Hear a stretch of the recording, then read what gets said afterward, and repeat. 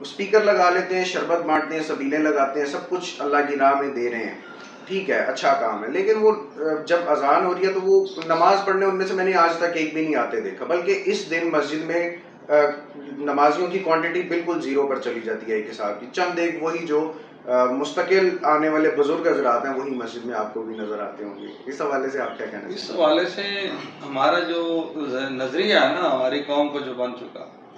ہماری قوم کا نظریہ بن یہ چکا ہے کہ ہم یزید کی فیکٹری میں کام کریں اور تنخواہ جو ہے وہ امام حسین سے، یعنی کام وہی کرنے ہیں، گانے بجانے ہیں اور